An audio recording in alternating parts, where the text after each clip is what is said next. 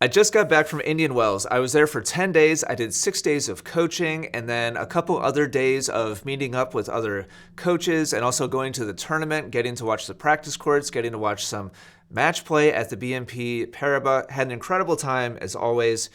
And reflecting back on my experiences as a coach and also as a spectator and a fan of the game, I'm reminded of a mantra that I've personally had for over a decade now when I go play the game, and also to remind myself as a coach how to be patient and make sure to remember the perspective of my student on the other side of the net. That mantra is very simply, tennis is hard. And I think the more I dive into the game, and I've been coaching over 20,000 hours now, several decades, and I think as I dive deeper and deeper into it, I'm reminded more and more and more that it's the most simple, but not easy, basic things, but not easy, that keep people from the goals that they have. I did 3 different doubles camps. I'm going to talk about the professional side of things. I'm going to talk about the student side of things, how it relates back to that mantra. On the student side of things, I did a 4.045 doubles strategy camp, and then I did 2 3.035. And what's fascinating to me year after year of running these, I've been going to the desert around Indian Wells to coach during the tournament for 15 years now. And as I've I've been offering these same 2-day doubles strategy camps for the entire 15 years. And as I've refined my instruction and refined the drills and the focus points, and as I've gotten better at explaining, as I've procured better examples of professional players to give examples to students to help them improve and see the game through a little bit more accurate lens, it is fascinating to me year after year after year how I focus more and more on the same fundamentals for both the high-level camp and the low-level camp. We work on the same things, and it's the most basic fundamental things. And this is what people don't want to hear. And so this video, as an example, it's not going to get a lot of views. People don't want to hear, oh, you need to work on your split step and following the ball. 12 hours of coaching over a 2-day camp with the 4.045 students, we spent like 90% of our time on those 2 things. But here's the reason why it's valuable, in my opinion, to go through that process is because everybody knows they're supposed to do that, but they just don't frickin' do it.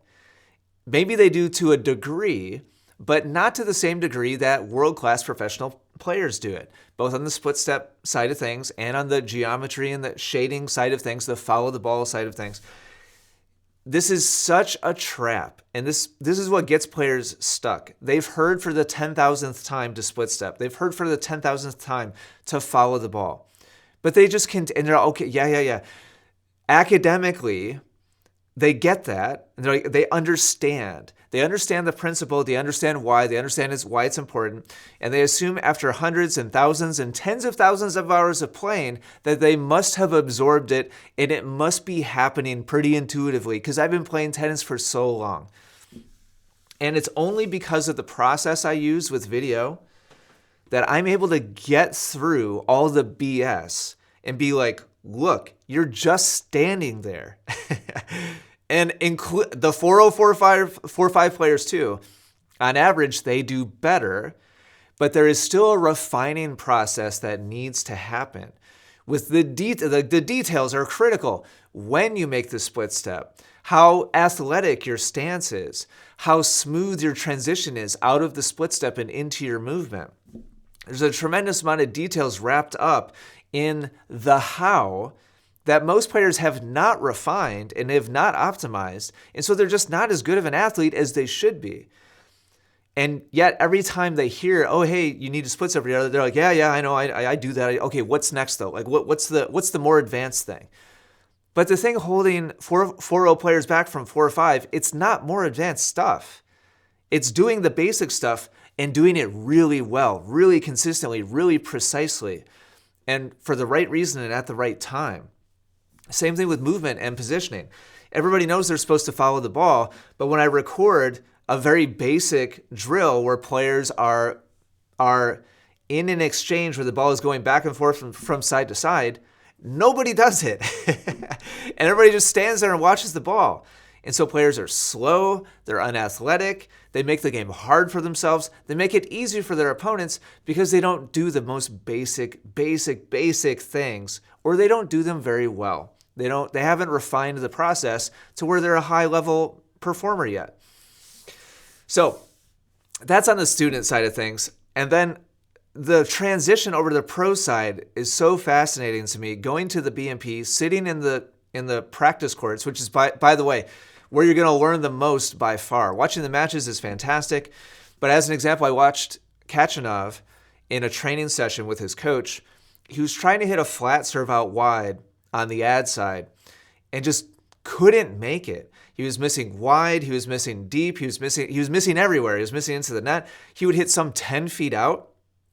This is a world-class athlete. And that's not very well understood either.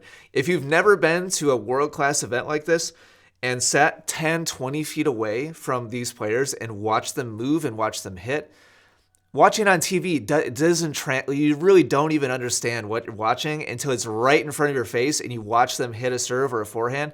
And it's like, oh my gosh. If you finally understand it, when you can feel it, when you can see it, when you can hear it, when all of your senses are involved in real life, it opens your eyes and you're like, this is crazy. I can't believe the level of intensity, the degree of balance and athleticism and movement and efficiency is unbelievable.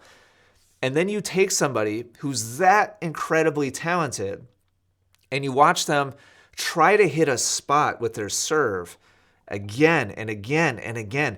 And you see the frustration. And Khachanov's turning around and like talking to his coach in like very angry, serious tones. And the coach is trying to give him, little tips and tricks. And he keeps hitting the ball and just missing all over the place. And so for whatever reason, this particular day, this particular target for this particular player was just out to lunch. And that is the experience that somebody has even when they're a world-class athlete. And so for the students, the everyday player, 3-5 player, 4-0 player, tennis is hard. And most players don't perceive how hard it is, and so they want to skip past the basics.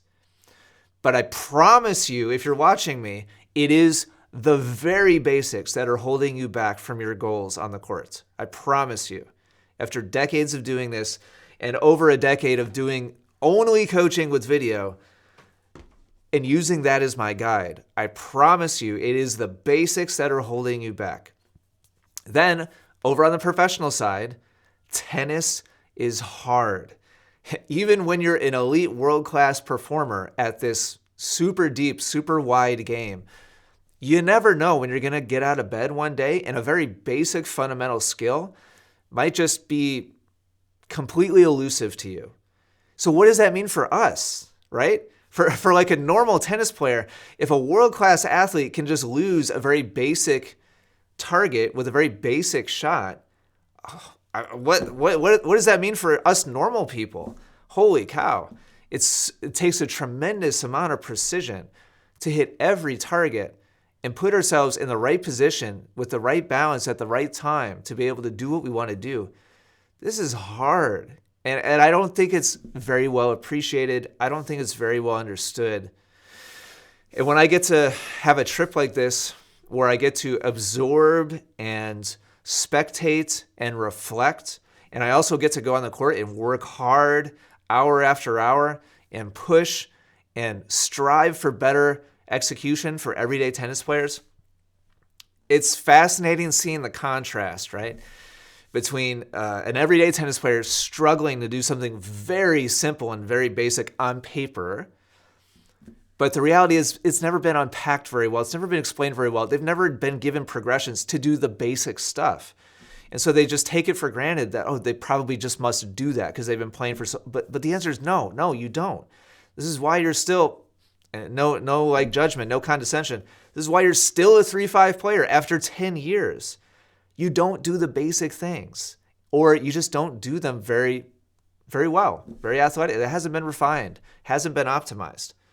And then seeing that contrast Going over to the professional players and seeing them struggle with something that is also very basic, but granted at a very high degree of execution and precision and athleticism, it really kind of puts it in perspective. And so I love taking these trips because of that. It reminds me of these simple but difficult truths. And so if you haven't had the chance to be 10 feet, 20 feet away from a world-class player, you have to do it.